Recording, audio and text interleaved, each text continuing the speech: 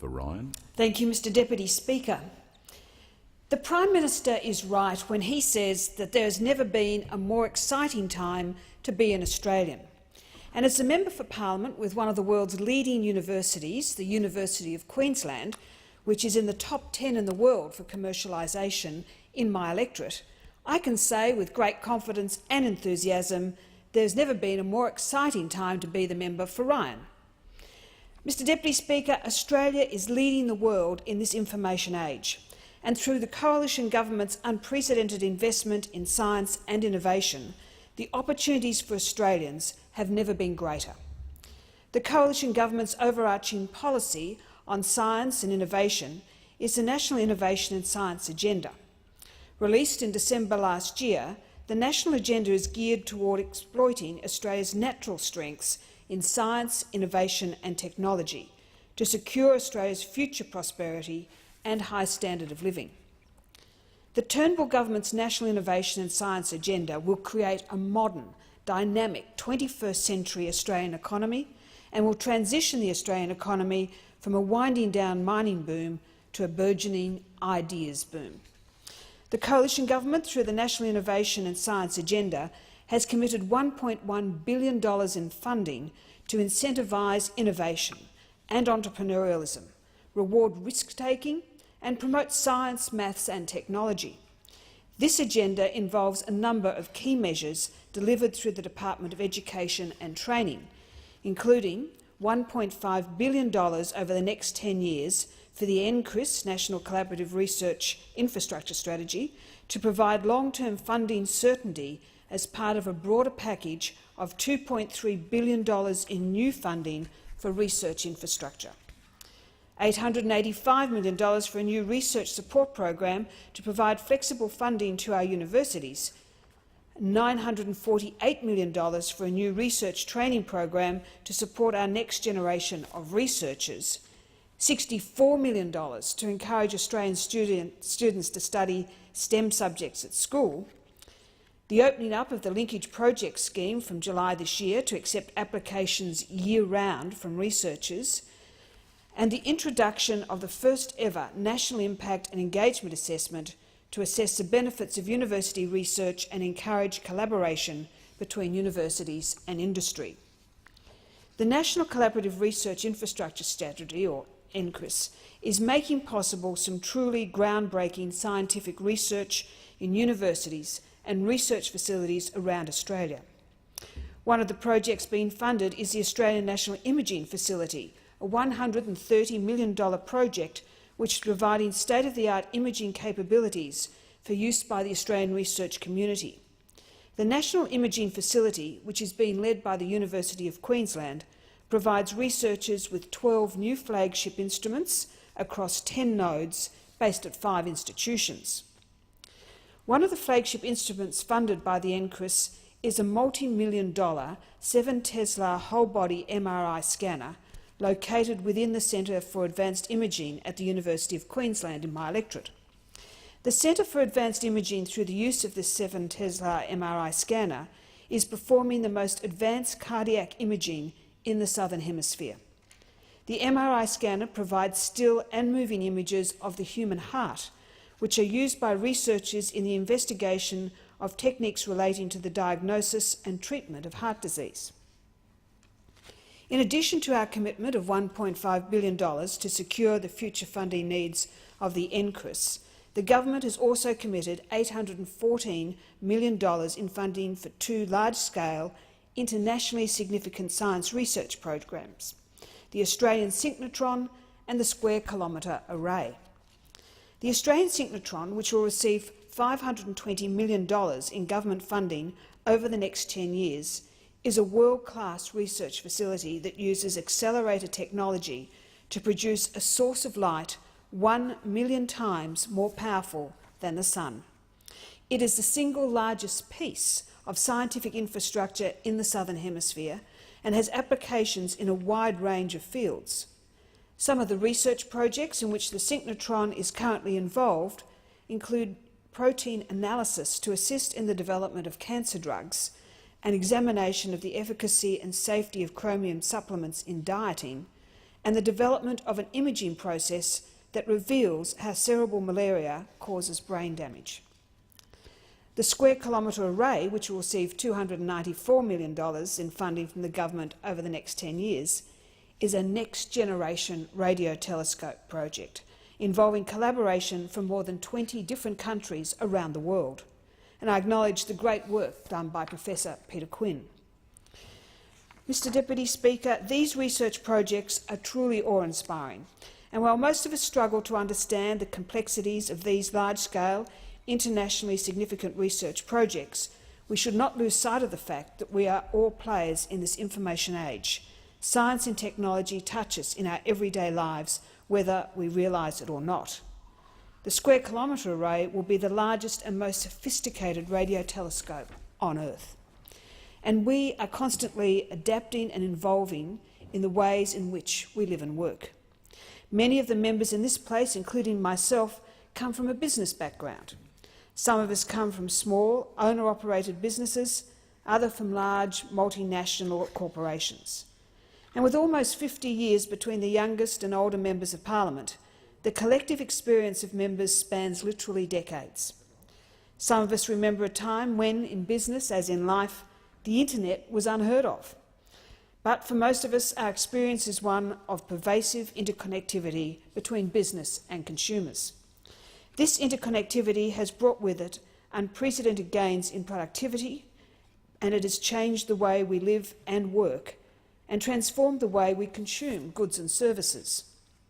eBay, which celebrated its 20th birthday last year, is an example of the way in which the internet has revolutionised the relationship between business and the consumer. But with increasing connectivity comes increasing risk.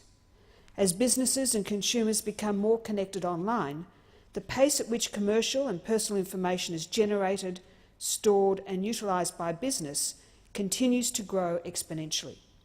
Just as the internet has made information a valuable commodity in and of itself, so too has it created the means by which a business's competitors and detractors can do serious and lasting damage by accessing, withholding and/or disseminating its sensitive information.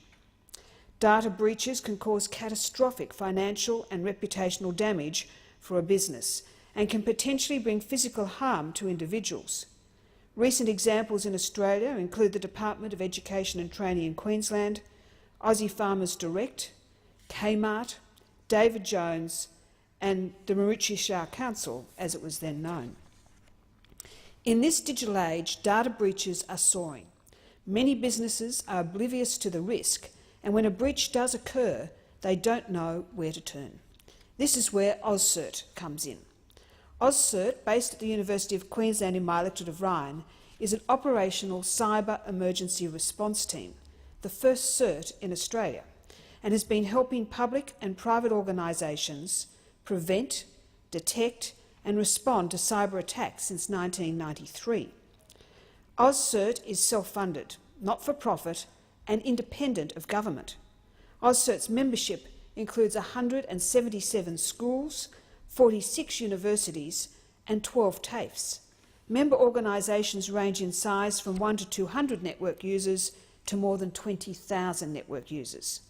As part of its overall service, AusCert provides members with security bulletins, an SMS early warning service, incident management services, a 24/7 members hotline, a malicious URL feed, a remote monitoring service and a phishing takedown service. It also provides, on a fee-for-service basis, a virtual information security officer and flying squads for organisations affected by cyber attacks. As Australia's first ever CERT, AusCert was, until 2010, Australia's national CERT. However, this arrangement was changed by the former Labor government through the creation of the government-owned and operated CERT Australia, which assumed responsibility for the cybersecurity of Commonwealth government departments and agencies. Despite this, AusCert continues to provide an invaluable service for the business community as well as state and territory government departments and education institutions, none of whom receive assistance from CERT Australia. With the ever-increasing threat of cyber attacks on non-government organisations, and with the heightened risk that comes with government-mandated collection of metadata, AusCert remains, in my mind, an integral part of Australia's cyber security landscape. Mr Deputy Speaker, it does concern me that CERT Australia refuses to partner with AusCert as a fallback service provider for non-government organisations. More alarming, AusCert does not appear to play a role in the government's draft cybersecurity review report. Given the emphasis on economic growth and innovation in the review's preamble, I find it extraordinary that the organisation responsible for servicing the non-government sector has not been invited to participate. We need to recognise the role that AusCert plays in keeping Australia cyber safe, and I believe CERT Australia should enter into a formal partnership with AusCert and invite them to participate in the government's draft cybersecurity review report. Mr Deputy Speaker, Australians have been great beneficiaries of the industrial and technological advances of the last 250 years. After 3 industrial revolutions, and now in the midst of the information age, it is an undeniable fact that the poorest Australian today enjoys a better standard of living than the richest Australian did 2¼ centuries ago. And while there is still much to be done in terms of closing the gap in Australia, we should not lose sight of the fact that many of our regional neighbours also require a helping hand. As good neighbours, it is incumbent upon us to ensure that the benefits of education, modern medicine and technological advancements are shared. Members in this place will know that I place great emphasis on the importance of our relationship with our regional neighbours, and I take this opportunity now to highlight some alarming statistics. In Papua New Guinea, 5 women die from childbirth every day, the highest maternal mortality rate in the world. In Papua New Guinea, there is 1 doctor for every 17,068 people. In Australia, it is 1 for every 302. There are just 51 doctors in Papua New Guinea for a country with 700 villages, 800 languages and 85% of the population living outside the capital city of Port Moresby. In Papua New Guinea, the per capita health spend is $67. In Fiji, $453. In Australia, $6,600. And in Vanuatu, just $159. It goes without saying that modern medicine is of little benefit to a country that cannot afford to administer it.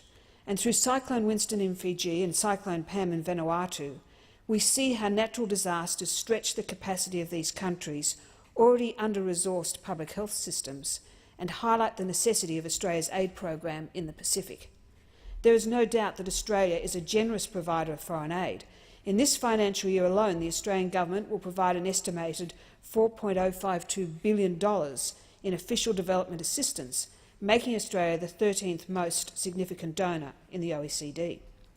The Australian government has introduced a $50 million Gender Equality Fund to strengthen gender equality and encourage the economic empowerment of women in our region, and maintains a $120 million emergency fund to assist in humanitarian and disaster relief efforts globally. The Australian government reacted swiftly and generously in our humanitarian response to Cyclone Pam in Vanuatu last year, and we have done the same in response to Cyclone Winston in Fiji. In the area of accountability and transparency, the government has introduced a new performance framework, making performance count, enhancing the accountability and effectiveness of Australian aid, to improve the accountability of aid spending and improving the transparency of aid program. We have published and made available 25 aid investment plans and an interactive map showing the distribution of Australian aid. Australia has much to be proud of in the area of foreign aid, and indeed proud of the initiatives and priorities of our Foreign Minister, the Honourable Julie Bishop. But there is always more that can be done, and in that regard I encourage the government to give priority to our foreign aid obligations in formulating the 2016-17 budget. I commend the bills to the House. I thank the member for